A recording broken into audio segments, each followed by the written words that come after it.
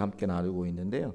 보니까 오전에도 보니까 교재를 잊고 가져오지 않으신 분들이 꽤 계신데 그 뒤에 또 준비해 놨습니다. 그래서 안 가져오신 분들은 같이 또 보시면 좋을 것 같고요. 마가복음 진행하고 있고 우리 보람 간사님이 또 추석 체크하고 계시죠? 네. 오전에 왜냐하면 이게 성서 대학이기 때문에요. 추석 체크를 잘 해야 됩니다. 그래서 개근하신 분들 다 또 수료하신 분들은 2년에 걸쳐서 공부할 건데 이제 이번 학기는 신약 개론, 다음 학기는 구약 개론, 그리고 또 신약 한 과목, 구약 한 과목 이렇게 해서 2년의 과정을 마치고 대학이니까 졸업식 해야죠. 그래서 졸업 가운도 입고 졸업식도 하고 졸업 여행도 가려고 하니까 빠짐없이 잘 들으시기 바랍니다. 자, 오늘은 마가복음 가정에서 다 읽어 오셨나요? 마가복음? 네. 오늘 공부하시고 가셔서 읽으시면 됩니다. 명절에 시간 많으시니까요. 같이 또 마가복음 읽어보시고 마가복음이 어떻게 쓰여져 있는지 그렇게 보려고 하는데요. 자, 마가복음 여러분 6페이지 교재 6페이지 보세요. 6페이지 보시면 마가복음의 특징과 핵심 메시지라고 기록되어져 있습니다. 특징 구전으로 전해 내려온 예수님에 관한 이야기다. 공동체에 선포된 말씀과 기록들을 수집했다 이렇게 기록하고 있는데 구전으로 전해 내려왔다는 말씀이 기록되어져 있죠. 우리야 지금이야 다 또 대한민국은 초등학교, 중학교, 고등학교까지 의무 교육이기 때문에 많은 분들이 이제 글을 모르시는 분은 거의 없으시잖아요. 당시만 하더라도 글을 읽거나 쓸 수 있는 사람들이 없으니까 예수님에 관련된 이야기를 입에서 입으로 전해주던 시절입니다. 그런데 입에서 입으로 전해줄 때에 예수님에 관해서 잘 알고 있던 사람들이 자꾸만 천국에 가시는 거예요.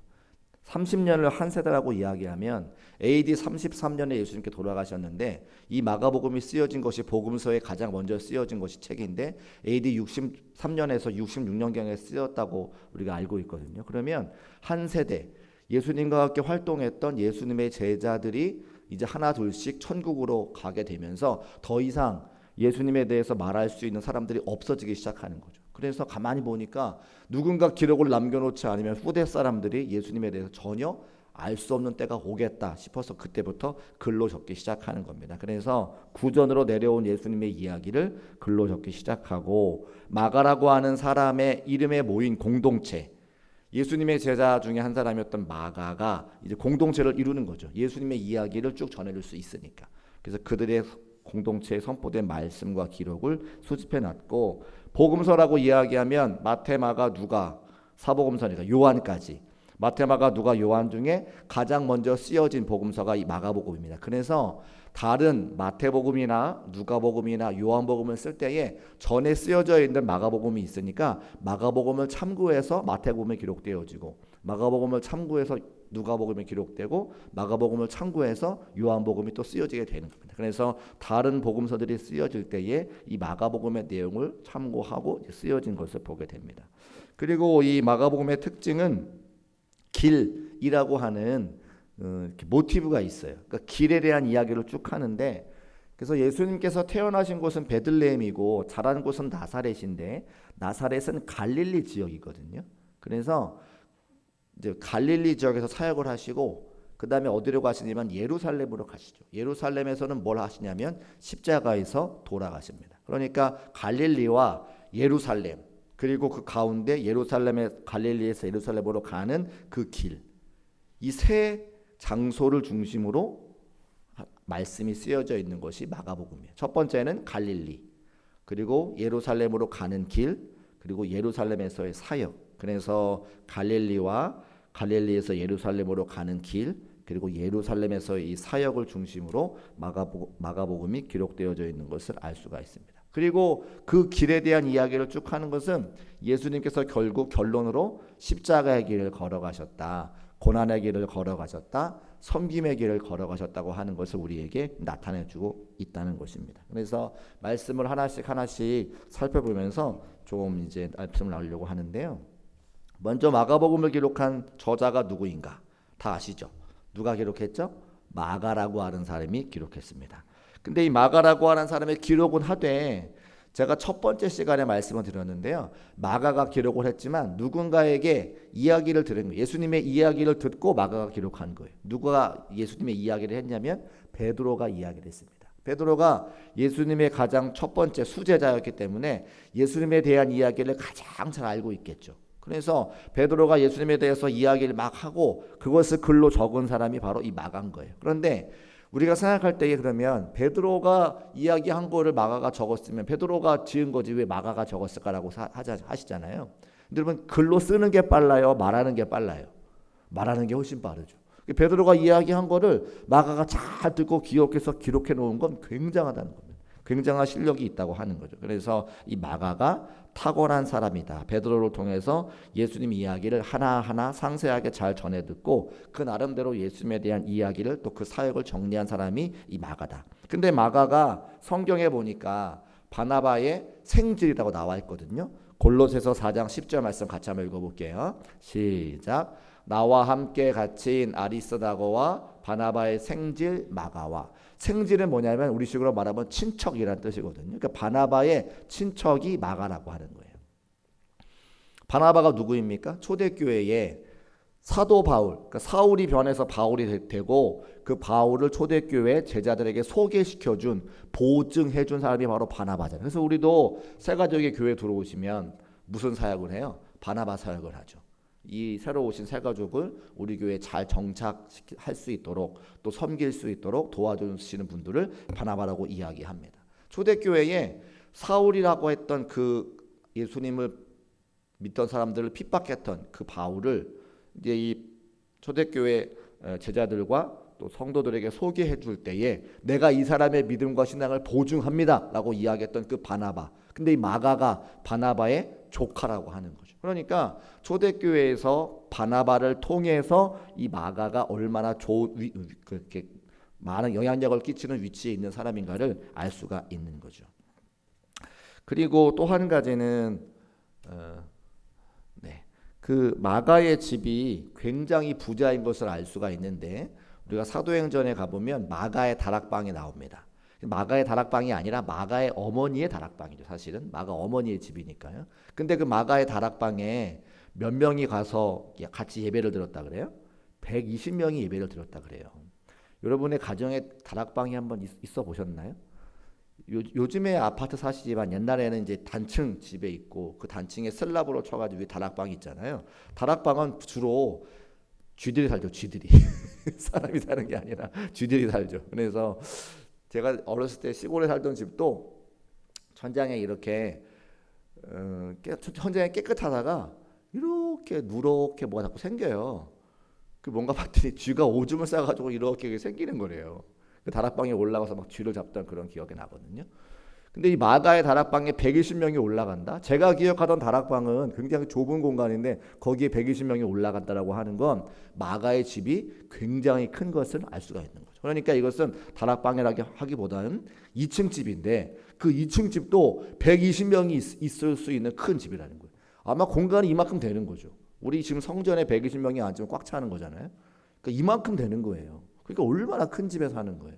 마가의 집이 굉장히 큰 집이었다고 것을 알 수가 있고 마가의 어머니가 부자였다고 하는 걸 알 수 있고 120명을 음식을 먹이고 또 그들을 재우고 그들을 섬겨서 초대교회 성령이 오실 때까지 계속해서 예배를 드렸기 때문에 그 집이 얼마나 부자인지를 알 수가 있습니다. 그렇게 부자인 집의 아들 마가인데 이제 어머니가 열심히 있으시니까 사도 바울이 선교 여행 간다고 이야기할 때 어떻게 해요? 우리 아들 좀 데리고 가서 선교 여행 다닐 때 좀 데리고 다니고 견물 좀 넓히고 좀 하나님의 사역에 좀 쓰임 받을 수 있도록 훈련 좀 시켜주세요. 이렇게 이야기를 해서 사도 바울이 선교 여행 출발할 때에 누굴 데리고 가요? 이 마가를 데리고 가요. 근데 저 우리 사도행전 13장 13절 말씀 같이 한번 읽어보겠습니다. 시작. 바울과 및 동행하는 사람들이 바보에서 배 타고 밤빌리아에 있는 버가에 이르니 요한은 그들에게서 떠나 예루살렘으로 돌아갔다라고 기록하죠. 저기 나오는 요한이 마가 요한이에요. 풀네임이 원래 마가 요한입니다. 그러니까 마가가 지금 어떻게 하냐면 바울과 함께 선교여행을 갔는데 어떻게 해요? 그들을 떠나 예루살렘으로 도망왔다는 거예요. 우리가 아는 사도 바울이 어떻습니까? 여기서 교회를 개척하고 40이 하나 감한 매를 맞고 못 먹어도 못 자도 하나님의 복음을 증거하는 열정 있는 사람이잖아. 열정의 사도 아닙니까? 그러니까 그 선교여행 가는 길이 힘들었을까요? 힘들었을까요? 엄청 힘들었죠. 먹지도 못하고 자지도 못하고 그냥. 그런데 마가는 부잣집 도련님이라 그 힘든 거를 견뎌요? 못 견뎌요? 못 견디는 거예요. 어떻게 해요? 도망가는 거예요.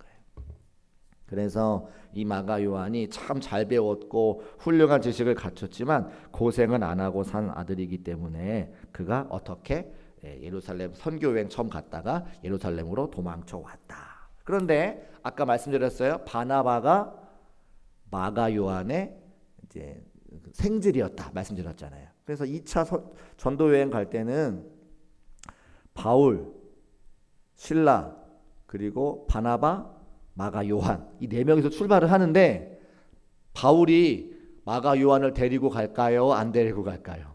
안 데려가요. 저놈은 1차 여행 다닐 때에 고생할 때 도망갔던 놈이야. 뭘 저놈을 또 데리고 가. 근데 바나바가 자기 조카니까 아이 한 번만 더 데리고 갑시다. 또 키워야죠. 어떻게 가겠어요. 그런데 안 데려가요. 그래서 바울은 실라와 가고 바나바는 이제 마가 요한이랑 가는데 성경에 누구를 따라가냐면 사도 바울을 따라가요. 그래서 성경에는 잘 기록되어지 않지만 바나바와 마가 요한이 선교하는 것을 알 수가 있습니다. 그 내용이 사도행전 15장 37절 나와요. 같이 한번 읽어볼게요. 시작. 바나바는 마가라 하는 요한도 데리고 가고자 하나 안 데리고 갔다. 그 얘기겠죠. 안 데리고 갑니다. 근데 어쨌든 마가가 사도 바울과 함께 선교여행 가지 못했지만 바나바와 함께 초대교회의 중요한 역할을 하고 이렇게 공동체를 이루어서 복음을 증거한 것을 복음서를 만든 것을 알 수가 있습니다. 또 하나 마가복음 14장 50절에 보면 저기 보면 이제 한번 먼저 읽어볼게요. 시작. 제자들이 다 예수를 버리고 도망하니라. 한 청년이 벗은 몸에 벳톳 이불을 두르고 예수를 따라가다가 무리에게 잡힘에 벳톳 이불을 버리고 벗은 몸으로 도망하니라. 저 벳톳 이불은 뭐냐면 지금 옷이에요. 옷. 우리는 지금 속옷도 있고 겉옷도 있고 하지만 옛날 사람들은 속옷 개념이 없어가지고 그냥 이불 같은 거를 쭉 두르는 거죠. 그래서 밤에는 이불로 쓰고 낮에는 두르고 다니고. 근데 예수님을 막 따라다니다가 이제 무리한테 잡혔어요. 그랬더니 그 옷 이불을 그냥 벗어버리고 빨개 벗고 도망갔다는 거예요. 창피한 일이잖아요. 근데 저게 누구냐? 한 청년이 누구냐? 저게 마가 자신인 거예요. 그러니까 자기 이야기인데 예수님을 따라가다가 도망간 것도 창피하고 빨개 벗은 것도 창피하고 그러니까 한 청년이라고 기록하고 자기는 쏙 빠지는 거죠. 그래서 저렇게 도망을 잘 가요. 예루살렘 선교여행 갔다가도 도망쳐 오고 예수님 따라갔다도 도망쳐 오고 그랬던 그가 바나바의 또 도움과 예수 그리스도의 은혜로 말미암아 이렇게 성경을 기록할 수 있는 훌륭한 인물이 되었다라고 하는 것을 이제 알 수가 있습니다. 자, 그러면 우리 이제 말씀을 통해서 한번 보려고 하는데요. 아무튼 이제 도망가는 귀재가 이렇게 마가였고 그 마가가 잘 또 하나님의 말씀을 잘 기록한 사람이 된 것을 볼 수가 있습니다. 자, 거기 우리 교재를 좀 보시면 7페이지 교재 7페이지에 보시면 2번 중간에 2번이 있어요. 마가복음의 내용 이렇게 기록해 놓고 갈릴리 사역, 그다음에 맹인 등장, 예루살렘으로 가는 길, 또 맹인 등장, 예루살렘 이렇게 되어 있거든요. 이 마가복음의 특징은 장소를 굉장히 중요하게 생각합니다. 요한복음은 시간적인 순서에 따라서 예수님의 행적을 기록을 해요. 예수님 태어나시고 사역하시고 십자가로 돌아가신 것에 대해서 쭉 시간의 순서에 따라 요한복음이 기록되어져 있는데 마가복음은요 시간의 흐름이 아니라 장소. 그래서 갈릴리 사역하셨던 갈릴리에서 일들을 쫙 기록해요. 그리고 예루살렘으로 가는 길 위에서 나타난 사건을 쫙 기록을 해요. 그리고 예루살렘에 가셔서 하신 사역들을 쫙 기록해놔요. 이 장소에 대해서 중요하게 생각을 하는 거죠. 그래서 첫 번째 7페이지 1번 갈릴리 사역 1장부터 8장 26절까지가 갈릴리 사역이 쫙 나와요. 거기서 뭐 하시냐? 가버나움 회당에서 말씀을 가르치고 시몬과 안드레의 집에 가셔서 장모의 그 열병을 고치시고, 장모의 열병을 고치신 이야기가 소문 나니까 많은 사람들이 몰려왔을 때에 그들을 귀신을 내어 쫓고 병을 고치시고, 그리고 새벽에 한적한 곳에 몰려가서 기도하시고, 또 그들을 통해서 제자들이 따라오니까 전도하게 하시는 일을 감당하시는 거죠. 그게 8장 26절까지 쭉 기록이 돼요. 거기가 다 어디예요? 갈릴리예요. 그리고 나서 맹인이 나와요. 그리고 예루살렘으로 가는 길에 사역이 쭉 나오는데, 예루살렘으로 가는 길에서 사역은 뭐냐면, 예수님이 이제 그제서야 십자가를 지시고 3일 만에 부활하겠다고 하는 순환 예고를 하세요. 근데 그 순환 예고를 3번이나 제자들이 몰라요. 그래서 앞에 나오는 맹인에 대한 스토리가 뭐냐면, 제자들이 맹인과 같다라고 하는 이야기를 하는 거죠. 왜? 예수님께서 인자가 섬김의 종으로 오셨는데, 제자들은 그 당시에 로마를 압제할 수 있는 왕으로 오신 예수님, 제사장으로 오신 예수님에 대한 잘못된 이해를 갖고 있는 것을 맹인의 스토리를 통해서 사람들에게 알려주는 거예요. 그리고 나서 이 갈릴리에서 예루살렘으로 가는 길에서 3번이나 내가 왜 이 땅에 오셨는지에 대해서 말씀하시고, 또 한 번 맹인이 등장해요. 바디메오. 그래서 아직도 예수님 말씀하셨는데 아직도 그 예수님에 대해서 알지 못하는 제자들의 모습을 맹인을 통해서 보여주시는 거죠. 그 맹인이 그 다음에 제자들이 언제 그 예수님이 이 땅에 오셨는지를 아냐면, 십자가에 달려 돌아가셨을 때 이제 깨닫는 거예요. 그래서 예루살렘의 사역 8페이지 중간에 3번에 보시면 예루살렘에서의 사역을 11장부터 16장까지 쭉 해놓고 결론이 뭐예요? 십자가의 길을 걸어가신 예수님 딱 나오는 거죠. 그래서 이렇게 마가복음은 갈릴리, 예루살렘으로 가는 길, 그리고 예루살렘, 그리고 그 예루살렘으로 가는 길 중간에 맹인, 그래서 제자들의 예수님을 알아보지 못하는 모습을 보여주시는 것을 알 수가 있습니다. 이렇게 스토리가 되고요. 자, 이제 조금 말씀을 통해서 한 번씩 알아보려고 하는데요. 자, 먼저 마가복음 8장 말씀, 8장 27절. 네, 화면에 있습니다. 화면을 보시고 한번 같이 읽어보겠습니다. 시작. 예수와 제자들이 빌립보 가이사랴 여러 마을로 나가실새 길에서 제자들에게 물어 이르시되 사람들이 나를 누구라 하느냐. 어디에서 물어봤다고요? 길에서. 마을에서 나가실새 길에 계실 때 길에서 내가 누구냐? 이건 우리한테 질문하시는 거죠. 제자들에게 하셨던 질문이 곧 우리에게 하신 예수님이 누구시냐? 예수님이 이 땅에 왜 오셨느냐? 우리한테 질문하시는 겁니다. 또 마가복음 10장 46절 같이 읽어볼게요. 시작. 그들이 여리고에 이르렀더니 예수께서 제자들과 허다한 무리와 함께 여리고에서 나가실 때에 디메오의 아들인 맹인 거지 바디메오가 길가에 앉았다가. 또 어디예요? 길가죠. 여리고에서 나가셨으니까, 도시에서 나가셨으니까 길 위에 서 있는 거죠. 그 서 있는 길에, 그 길가에 맹인이 나와서 물어보는 거예요. 너희 나를 누구라 하느냐? 맹인, 여전히 알아보지 못하는, 그래서 맹인 두 맹인의 스토리를 통해서 예수님이 누구신지 알아보지 못하는 제자들의 모습을 나타내주고 있습니다. 네, 넘어가겠습니다. 우리 이제 마가복음 1장 한번 가볼게요. 자, 마가복음 1장. 우리 페이지 수로는 이제 여러분 교재 7페이지에 있습니다. 7페이지. 마가복음 1장 21절 제가 읽어보겠습니다. 그들이 가버나움에 들어가니라. 예수께서 곧 안식일에 회당에서 들어가 가르치시매. 마태복음에 예수님의 3대 사역이 있어요. 첫 번째, 회당에서 말씀을 가르치시고, 두 번째, 천국 복음을 전하시고, 세 번째, 병든 사람과 또 귀신 들린 자를, 귀신을 내어 쫓으시는 3대 사역을 하셨거든요. 마가복음에도 똑같아요. 회당에서 하나님 말씀을 가르치셨죠. 가르치셨어요. 두 번째, 그 다음에 귀신 들린 사람이 있어서 소리 지를 때에 그들을 꾸짖어 잠잠하라 하시고 나오라 하시니. 회당에서 가르치시고 귀신 걸린 사람을 내어 쫓으시고, 그 다음에 어디로 가시냐면 야고보와 요한과 함께 시몬과 안드레의 집에 들어가셔서 베드로의 장모를 고치세요. 자, 그러면 회당에서 말씀을 가르치시고 귀신을 내어 쫓으시고 시몬 베드로의 장모를 고치셨으면 몸이 피곤하실 거예요. 그래서 시몬 베드로의 장모가 병이 고침받았으니까 이제 예수님께 고맙고 감사해서 식사를 대접해요. 그러니까 지금 29절의 말씀은 예수님이 베드로의 장모의 집에 신방하신 거죠. 신방에서 예배드리고 이제 감사해서 식사 같이 나누고, 그 다음에 저물어 해질 때에 여기 보면 시몬과 안드레의 집에 들어가셔서, 이때까지 낮이었어요. 신방하고 식사하시고 저물어 해질 때까지 그 집에 계셨는데 어떻게 된 거예요? 소문이 난 거예요. 예수님께서 베드로 장모를 고쳐주셨대. 병든 사람들 다 그 장모님 앞에 집에 다 모이는 거죠.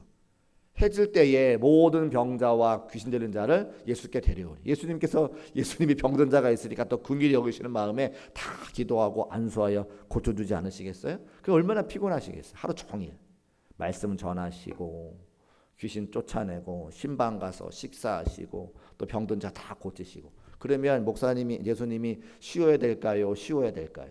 쉬셔야죠. 근데 어떡하세요? 이거 아니고, 35절 같이 읽어볼게요. 시작. 새벽 아직도 밝기 전에 예수께서 일어나 나가 한적한 곳으로 가사 거기서 기도하시더니, 예수님께서 쉬지 않으시고 주무시지 않으시고 기도하러 가셨다 말씀하고 있습니다. 그 기도하는 모습을 누가 봐요? 제자들이 보는 거죠. 그래서 시몬과 및 그와 함께 있는 자들이 예수의 뒤를 따라갔다. 그러니까 어떤 사람들이 예수님을 따라가느냐? 예수님의 기도하는 모습을 보고 주무시지도 아니하시고 기도하는 모습을 보고 그들이 따라갔다라고 하는 것을 보게 되어집니다. 그래서 사실은 제가 이제 여기 새벽에 여기서 기도하거든요. 새벽기도 시간에. 그러면 성도님들이요, 저를 볼까요? 봐요. 보세요. 목사님이 기도하는지 안 하는지 여러분이 보고 계시죠. 목사님이 기도하는지 안 하는지, 제가 헌금하는지 안 하는지 다 여러분이 보고 계시죠. 제가 신방하는지 안 하는지 여러분 다 보고 계시죠. 네. 그래서 여러분 저를 따라오시는 거예요. 제가 기도의 자리에 있을 때에, 제가 함께 먼저 헌신하고 이제 수고할 때에 여러분이 저를 따라오시겠죠. 그래서 사역이라고 하는 거는 또 예수님께서 하셨던 여러 가지 방법들이 있는데, 자, 우리 마가복음 3장 말씀 같이 한번 읽어보겠습니다. 시작. 또 산에 오르사 자기가 원하는 자들을 부르시니 나온지라. 이에 12를 세우셨으니 이는 자기와 함께 있게 하시고. 12를 세우신 건 제자들을 부르신 거잖아요. 그런데 제자를 부르신 목적이 뭐예요? 자기와 함께 있게 하시고. 제자들을 불러서 전도 현장으로 보내는 게 아니라, 제자들을 불러가지고 사역의 현장에 보내는 게 아니라 먼저 자기와 함께 있게 하시고 교제하기 위해서 먼저 부르시는 거예요. 마찬가지입니다. 교회도요, 사역을 먼저 하기 전에 해야 될 일이 있어요. 하나님과 먼저 교제하는 시간이 필요하죠. 그게 뭐예요? 예배입니다. 또 우리가 훈련받는 거예요. 속회로 모이는 거예요. 저도 여러분과 함께 만난 지가 이제 6개월밖에 안 되죠. 제가 3월 달에 왔거든요. 6개월밖에 안 되는 거예요. 굉장히 오래된 것 같죠. 근데 6개월밖에 안 돼. 더 많은 시간 여러분과 교제해야 제가 여러분에게 사역을 더 맡겨드릴 수 있는 거죠. 그래서 아직 시간이 더 필요합니다. 예수님께서도 자기와 함께 있게 하시려고 제자들을 부르셨어요. 함께 있는 게 뭐예요? 같이 밥도 먹고 차도 마시고 이야기도 하고, 또 때로는 1박 2일 제자들과 함께 계속해서 공생의 3년을 지내셨으니까, 그죠? 삶을 나누신 거죠. 그런 시간들이 있어야 그 다음에 어떻게 해요? 보내사 전도도 하고 귀신 내쫓는 권능도 가지게 하신다. 사역을 그 다음에 맡기는 거죠. 그래서 교회의 어떤 사역을 감당하기 전에 교제하는 시간이 필요하고, 서로의 삶을 나누고 그분의 장점이라든지 그분의 기도 제목이라든지 그분의 어떤 계획들을 다 알고 나서 사역을 맡겨드리는 구조를 볼 수가 있는 겁니다. 그래서 기도하는 모습을 보고 나와 함께 있자 하시는 그 말씀을 통해서 제자들이 예수님을 따라간 것을 알 수가 있습니다. 자, 두 번째로 넘어가시면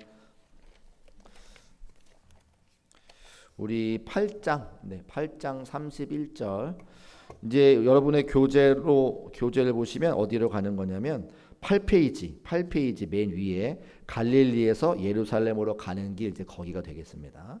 이제 갈릴리 사역을 마치고 예수님께서 그렇게 제자들이 따라온 다음에 제자들에게 처음으로 순환 예고, 내가 십자가에 못 박혀 죽을 거라고 하는 사실을 말씀하세요. 그게 저 31절입니다. 같이 한번 읽어볼게요. 시작. 인자가 많은 고난을 받고 장로들과 대제사장들과 서기관들에게 버림받으여서 죽임을 당하고 사흘 만에 살아나야 될 것을 비로소 그들에게 가르치시되. 비로소라고 하는 단어 아시죠? 지금까지는 말씀하지 않으셨어요. 그런데 8장에 와서야 비로소 제자들에게 예수님이 왜 이 땅에 오셨는지를 말씀해 주시는 거예요. 내가 십자가를 지러 왔다. 내가 많은 사람들을 섬기러 왔다. 말씀하시는 거죠. 그런데 제자들이 알아들을까요? 못 알아들을까요? 못 알아들어요. 보세요. 드러내놓고 이 말씀을 하시니 베드로가 예수를 붙잡고 항변하며, 항변하는 게 뭐예요? 안 돼요, 예수님. 베드로는 여러분 아시는 것처럼 예수님의 수제자 아닙니까? 그죠? 그러니까 베드로가 얘기했다고 하는 건 다른 모든 제자가 똑같은 생각을 갖고 있다는 거죠. 안 돼요, 예수님. 예수님은 그러시면 안 됩니다. 근데 예수님께서 화내지 아니하시고, 자, 34절 말씀 같이 읽어볼게요. 시작. 무리와 제자들을 불러 이르시되 누구든지 나를 따라오려거든 자기를 부인하고 자기 십자가를 지고 나를 따를 것이니라. 화냈다는 말이 있어요, 없어요? 없어요. 예수님 참 인격이 좋으세요. 무리와 제자들을 따로 불러 이르시되 아니야, 너희가 나를 따라오려거든 자기를 부인하고 자기 십자가를 져야지라고 말씀하시는 겁니다. 이렇게 한번 말씀하신 거예요, 지금. 근데 두 번째, 또 9장 31절에 자, 인자가 사람들의 손에 넘겨져 죽임을 당하고 죽은 지 3일 만에 살아나리라. 똑같은 말씀 하시는 거죠. 8장 31절의 말씀과 똑같은 순환 예고를 하시죠. 그러면 두 번째니까 제자들이 알아들을 만한데 제자들이 어떻게? 그러나 제자들은 이 말씀을 깨닫지 못하고 묻기도 두려워하더라. 왜 묻기가 두려웠을까요? 첫 번째 물어봤는데 두 번째 또 물어보기가 예수님께 죄송했던 거죠. 예수님 왜 그런 말씀 자꾸 하세요라고 못 물어보는 거예요. 그럴 때 예수님께서 또 제자들에 대해서 화내지 아니하시고 이렇게 좋은 말씀으로 설교를 통해서 설명해 주시는 거예요. 예수께서 앉으사, 이제는 아예 앉아서 얘들아 앉아봐. 한 번 가지고 안 되겠다. 잘 들어봐. 제자를 불러 이르시되 누구든지 첫째가 되고자 하면 무사람의 끝이 돼야 되고 무사람을 섬기는 자가 되었으면 좋겠어. 나는 그 일 때문에 이 땅에 왔어. 말씀하시는 거죠. 두 번째입니다. 세 번째 10장 33절 보라 우리가 예루살렘에 올라가노니 인자가 넘겨짐에 이방인들에게 넘겨져서 내가 순환당하고 십자가를 지게 될 거야. 세 번째 말씀하시잖아요. 3일 만에 살아나리라. 그러면 제자들이 이제 알아들을만 한데 우리 10장 35절 같이 읽어보겠습니다. 시작. 세베대의 아들 야고보와 요한이 주께 나와 여짜오되 선생님이여 무엇이든지 우리가 구하는 바를 우리에게 하여 주시기를 내가 원하는 거 해주세요. 그 말인 거예요. 뭘 원합니까? 여짜오되 주의 영광 중에 하나는 좌편에 하나는 우편에 나를 앉게 하소서. 얼마나 무지한, 얼마나 자기 생각만 하는 제자들의 모습을 볼 수가 있습니까? 예수님께서 화내지 아니하시고 너희 중에 누구든지 으뜸이 되고자 하는 자는 모든 사람의 종이 되어야 하리라. 계속해서 섬겨라. 계속해서 으뜸이 되지 말고 맨 밑바닥에 내려가 많은 사람들을 섬겨라. 제자직에 관한 이 말씀을 계속해서 하시는 거죠. 이게 길 위에서 벌어지는 일이에요. 지금 예루살렘으로 예수님께서 십자가를 지고 가시는 그 길 위에서 세 번이나 당신의 순환 예고를 하시고 제자들에게 제자직에 대한 말씀을 전하고 계시는 거죠. 그리고 누가 나오냐면 맹인이 나오는 거예요. 맹인이. 또 맹인이 등장해서 10장 46절에 보면 아까 보셨던 이제 바디메오의 이야기를 하시고 아직도 여전히 예수님이 누구신지 알지 못하는 제자들의 모습을 바디메오를 통해서 보여주시는 거죠. 자, 이제 그리고 나서 이제 11장부터 16장까지는 예루살렘의 사역인데 이 예루살렘의 사역을 넘어가시고요. 자, 네. 예루살렘에 가셔서 두 가지를 하시는데 첫 번째는 지금 마가복음 14장 22절에 떡을 떼어 가지사 축복하시고 성찬하시는 거죠. 말씀으로 이제 성찬의 모습을 이제 나타내 주시는. 그다음에 겟세마네에서 기도하시는 모습 이제 보여 주십니다. 그래서 예루살렘에 올라가 제자들과 함께 성찬을 나누시고 그다음에 겟세마네 동산에서 기도를 통해서 하나님의 사명을 잘 감당할 수 있도록 기도하셨던 예수님의 모습이 잘 기록되어져 있어요.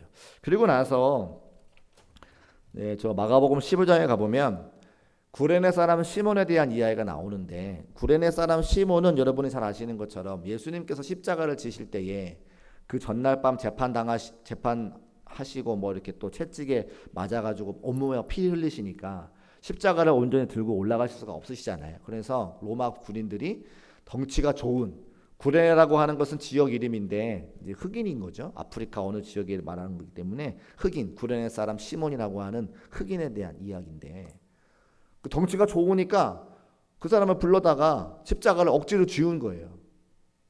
그 지금 보면 그들이 그를 억지로 같이 가게 하여 예수의 십자가를 지우고라고 기록하는 거죠. 그러니까 구레네 사람 시몬은 십자가를 자기가 원해서 진 게 아니라 억지로 진 거예요. 그런데 구레네 사람 시몬을 이야기할 때에 그 앞에 뭐가 붙었어요? 마침 알렉산더와 루포의 아버지인 구레네 사람 시몬이라고 기록해놨죠. 그러면 여기서 우리가 궁금해야 되는 거는 구레네 사람 시몬은 십자가를 졌으니까 성경에 기록이 되어지는 게 맞는데 알렉산더와 루포, 구레네 사람 시몬의 아들인 거죠. 저들은 왜 저기에 이름이 기록되었을까? 뭘 했길래? 라고 하는 질문이 우리가 있어야 되는 거예요. 근데 왜 지금 저렇게 기록이 됐냐면 시간의 순서를 잘 보세요. 예수님은 AD 33년에 돌아가셨어요. 그죠? 공생애 3년, 그다음에 공생애 전에 30년. 그래서 AD 33년에 돌아가셨는데 그때 돌아가실 때 누가 있었냐면 구레네 사람 시몬이 십자가를 대신 진 거예요. 그리고 이 지금 성경은 66년에 쓰여진 거라고 말씀드렸어요.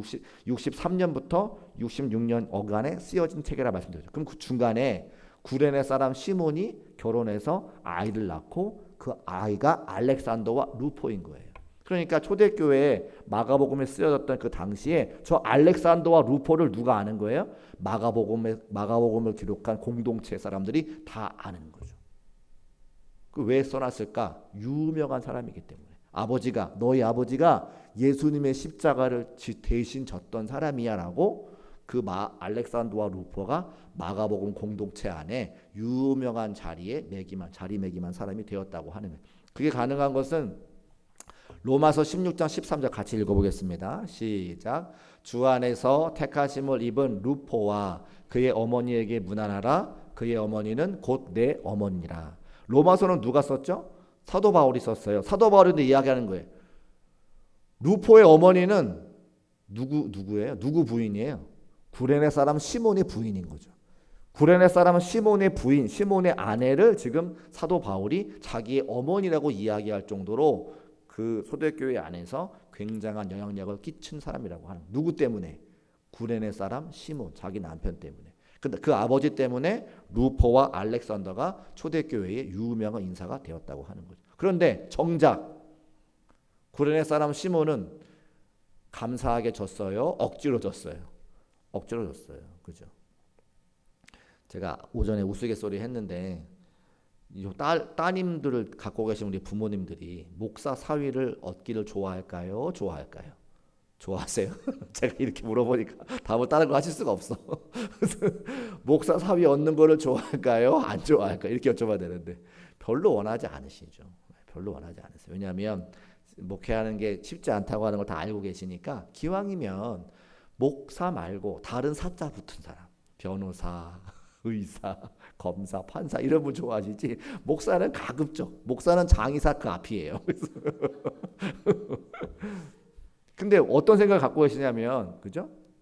사역은 힘든 거야 라는 생각을 갖고 계시기 때문에 그렇죠. 저는 안 그래요. 저는 저희 집 아이들이 만약에 목회자가 되겠다고 하면 조금 들어줄 생각이고 또 딸이 목사님을 데리고 오면 또 감사하게 하게 텐데 근데 구레네 사람 시몬도 은혜로 십자가를 진 게 아니라 억지로 졌다는 거예요. 그러니까 우리들이 하는 신앙생활이 우리 생각에 그게 편안하다, 좋다 이런 느낌이 아니라 어쩌면 억지로 할 수 있다. 그런데 하나님께서는 그 억지로 지는 십자가도 은혜를 주셔서 많은 사람들로 하여금 칭송받는 자리에 그 후손들이 있게 하는 거죠. 여러분들이 지금 신앙생활을 혹시라도 억지로 하실지 모르겠습니다만 그 억지로 하는 신앙생활 때문에 내가 구원받는 것은 물론이요. 사랑하는 나의 자녀들과 자손들이 잘 되고 형통하게 하신다고 하는 약속의 말씀을 이 마가복음을 통해서 알 수 있는 거예요. 그리고 구레네 시몬을 통해서 우리가 뭘 봐요? 십자가를 보죠. 예수님의 십자가를 보죠. 그러니까 이 마가복음은 결국 갈릴리부터 출발해서 예루살렘으로 가는 그 과정 가운데 최종 목적지가 뭐예요? 십자가인 예수님의 십자가.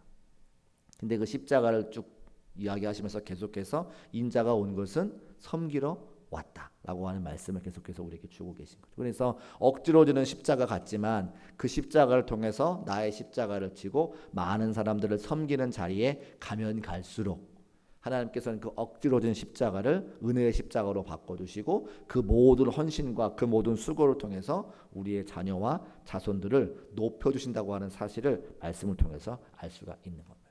그래서 마가복음의 결론은 예수님의 십자가, 예수님은 이 땅 가운데 많은 사람들을 섬기러 오신 인자라고 하는 것을 말씀을 통해서 알 수가 있습니다. 그래서 마가복음은 이렇게 정리가 되어지고요. 마가복음은 비교적 짧은 복음서이기 때문에 여러분이 가정에 돌아가셔서 마가복음 꼭 읽어보시고 그렇게 8장 36절까지인가요? 거기까지 이렇게 1차 갈릴리 26절 갈릴리의 사역이 나오고 맹인 등장하고 그 다음에 그 기류에서의 세 번의 사역이 나오고 또 맹인 등장하고 마지막 예루살렘에서 사역을 보시고 15장에 나오는 구레네 시몬까지 보시면 마가복음이 여러분의 머릿속에 잘 들어갈 수 있을 것 같습니다. 잠깐 기도하겠습니다.